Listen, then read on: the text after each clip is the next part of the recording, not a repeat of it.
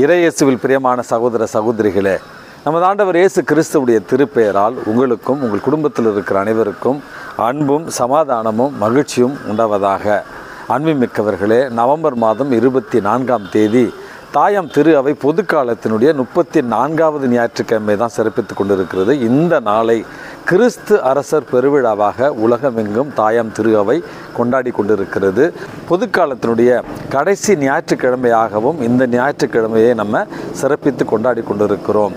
அன்புமிக்கவர்களே, இந்த விழாவினுடைய வரலாற்று பின்னணியை கொஞ்சம் நம்ம பார்க்கிற பொழுது 1925வது ஆண்டு முதலாம் உலகப்போர் முடிந்த அந்த ஒரு காலகட்டத்தில் மக்களிடையே மிகப்பெரிய ஒரு குழப்பம் ஏற்பட்டிருந்தது.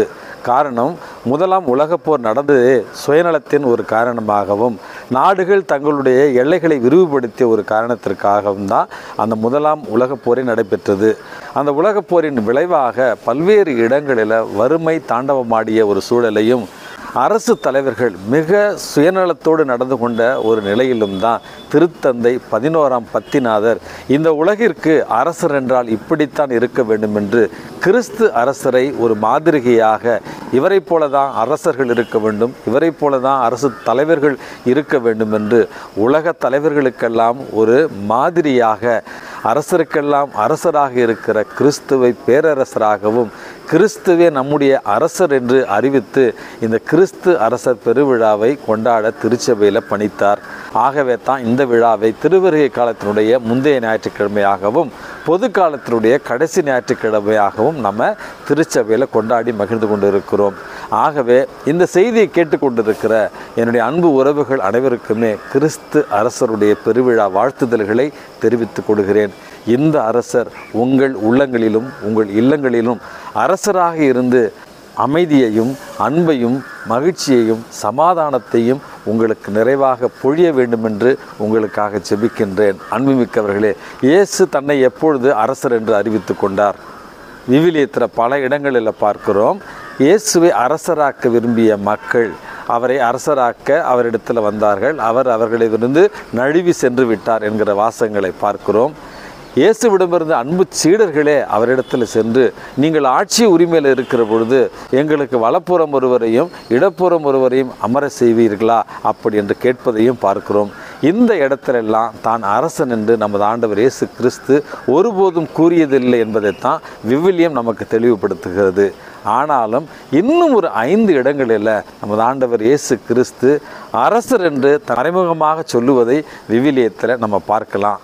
அன்புமிக்கவர்களே, மத்தேயு நற்செய்தி 2வது அதிகாரம் 2வது திருவசனத்தில் 3 அரசர்கள் குழந்தை இயேசுவை அரசராக தொண்டனிட்டு வணங்கிய பொழுது குழந்தையாக இருந்த இயேசு மறுப்பேதும் தெரிவிக்காமல், அவரால் பேசியிருக்க முடியாது, இருந்தாலும் அமைதியின் அரசராக குழந்தையாக நமது ஆண்டவர் இயேசு கிறிஸ்து மௌனத்தில் தன்னை அரசர் என்று ஏற்றுக்கொள்கிறார் என்பதைத்தான் நம்ம புரிந்து கொள்ளலாம்.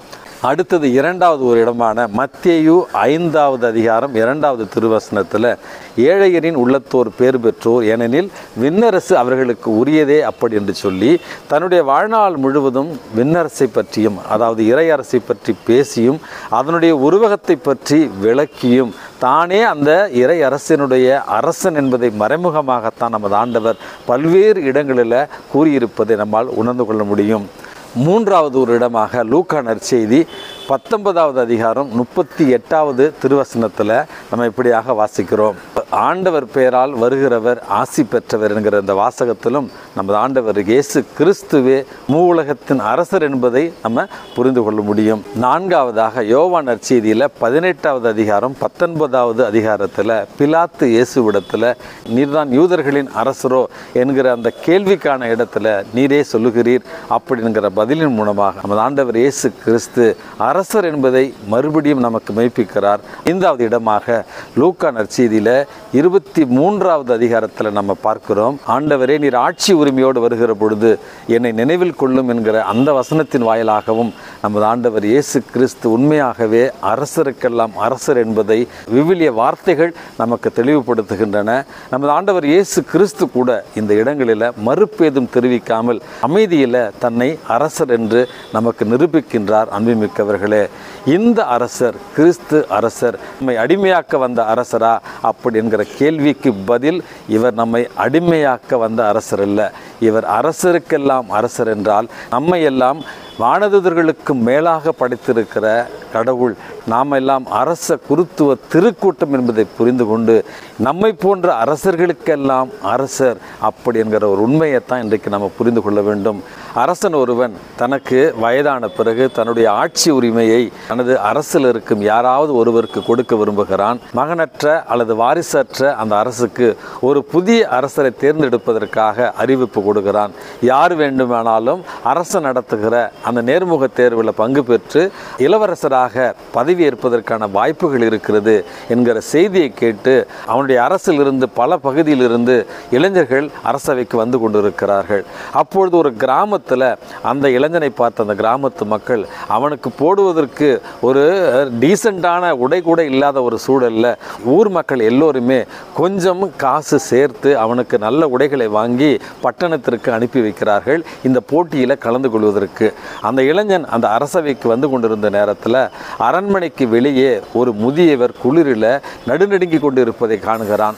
பல இளைஞர்கள் அந்த முதியவரை தாண்டி சென்று விட்ட நேரத்தில் இந்த இளைஞன் அந்த முதியவரை பார்த்து அவர் மீது மனம் இறங்கி என்ன செய்கிறான், அவன் அந்த முதியவரிடத்தில் சென்று தான் போட்டிருந்த உடைகளையும் தன்னிடமிருந்த போர்வையையும் அவருக்கு கொடுத்துவிட்டு ஒரு சாதாரண உடையோடு அவன் அவசரமாக அரண்மனைக்குள்ள போட்டிக்கு செல்கிறான். அந்த அரங்கம் முழுவதும் இளைஞர்கள் காத்திருக்கிறார்கள். சற்று வெட்கத்தோடு அந்த அரண்மனையினுடைய அந்த அரங்கத்தின் கடைசி இருக்கையில் அமர்கிறான். இப்பொழுது அரசர் வருகிறார் என்கிற அறிவிப்பு வருகிறது. அந்த நேரத்தில் எல்லோருமே அரசர் படை பரிவாரங்களோடு ஆடம்பரமோடு வருவார் என்று காத்து கொண்டிருந்த நேரத்தில் அந்த அரண்மனை வாயிலில் முதியவராக ஏழையராக படுத்து கிடந்த அந்த மனிதர் தான் அரசர் என்று அறிவிக்கப்படுகிறார். அன்புமிக்கவர்களே, அங்கிருந்த இளைஞர்களுக்கு ஒரே ஆச்சரியம். ஐயோ, இந்த பிச்சைக்காரர் தான் அரசரா, இந்த முதியவர் தான் அரசரா, இந்த நோயுற்றவர் தான் ஒரு அரசரா அப்படி என்று அவர்கள் ஆச்சரியத்தில் இருக்கிற நேரத்தில் அந்த முதியவராக வேடமணிந்திருந்த அந்த அரசர் கடைசியில் தனக்கு உடையை கொடுத்த அந்த இளைஞரிடத்தில் வந்து நீதான் இந்த அரசுக்கு அடுத்த வாரிசு என்று அழைத்து சென்று அவனுக்கு அரச உடைகளை கொடுத்து இளவரசனாக அறிவித்தான் என்கிற ஒரு சின்ன கதையை நான் வாசித்தேன். இந்த இளைஞனை அந்த அரசர் தேர்ந்தெடுத்ததற்கான காரணம் சொல்லுகிற பொழுது, இத்தனை பேர் வந்தீர்கள், ஆனால் ஒரு முதியவர் மீது, நோயுற்றவர் மீது, ஏழையின் மீது அக்கறையற்றவர்களாக நீங்கள் இருந்தீர்கள். இந்த ஒரு இளைஞன் மட்டும்தான் இந்த முதியவர் மீது அக்கறை உள்ளவனாக இருந்தான். இந்த அக்கறை, இந்த தாட்சி, இந்த பரிவு, இந்த மனித நேயம்தான் இந்த நாட்டிற்கு அரசராக விரும்புகிற ஒருவருக்கு தகுதியாக இருக்க வேண்டும் என்று கூறி இவரை தேர்ந்தெடுக்கிறேன் அப்படி என்று சொன்னாராம். ஆம், அன்புமிக்க சகோதர சகோதரிகளே, நமது ஆண்டவர் இயேசு கிறிஸ்து இப்படிப்பட்ட ஒரு அரசராகத்தான் நமக்கு காட்சியளிக்கிறார். நம்மையும் இப்படிப்பட்ட ஒரு மனிதர்களாக வாழத்தான் அழைப்பு விடுக்கிறார். இன்றைக்கு நாம் வாழுகிற இந்த உலகத்தில் இருக்கிற அரசர்களையும் அரச தலைவர்களையும் பார்க்கிற பொழுது எவ்வளவு ஊழல் நிறைந்த சுயநலமிக்க தற்பெருமை கொண்ட அரசு தலைவர்களையும் இன்றைக்கு நம்ம பார்த்து கொண்டு தான் இருக்கிறோம். அன்புமிக்கவர்களே, ரஷ்யா உக்ரைன் போர் தொடங்கி 1001வது நாள் இன்றைக்கு நடந்து கொண்டிருக்கிறது. இன்றும் லட்சக்கணக்கான மக்கள் கொல்லப்பட்டிருக்கிறார்கள் இரு மனிதர்களுடைய ஆணவத்தின் காரணமாக. இஸ்ரேல் பாலஸ்தீனத்தில் 1 வருடத்திற்கு மேலாகவும் போர் நடந்து கொண்டிருக்கிறது. அவர்களுக்கான பிடிவாரண்டு கூட கொடுக்கப்பட்டிருக்கிறது சர்வதேச நீதிமன்றத்தால். இருந்தாலும் இன்னும் போர் நிறுத்தப்படவில்லை. இந்தியாவில் பல இடங்களில் வன்முறைகளும் அமைதியற்ற சூழலும் நடந்து கொண்டிருக்கிறது. ஆனாலும் நம்முடைய அரசு தலைவர்கள் இதில் அதிகம் கண்டுகொள்ளாமல் இருப்பதையும் கண்ணீரோடு பார்க்கிற ஒரு சூழலை நம்ம பார்க்கிறோம்.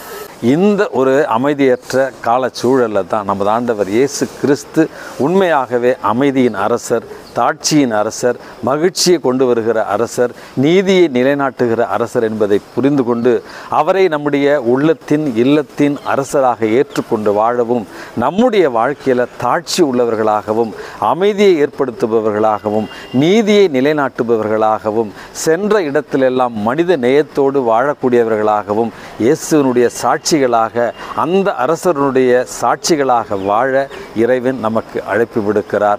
இந்த கிறிஸ்து அரசரை உள்ளத்திலும் இல்லங்களிலும் தாங்கி அவருடைய மதிப்பீடுகளில் வாழ்ந்து இறை ஆட்சியை மண்ணில் கட்டி எழுப்பிட இறைவனிடத்தில் இன்றைக்கு மன்றாடி செபிப்போம். எல்லாம் வல்ல இறைவன் தந்தை, மகன், தூய ஆவி உங்களையும் உங்கள் குடும்பத்தில் இருக்கிற அனைவரையும் நிறைவாக ஆசிர்வதித்து பாதுகாத்து வழி நடத்துவாராக. ஆமேன்.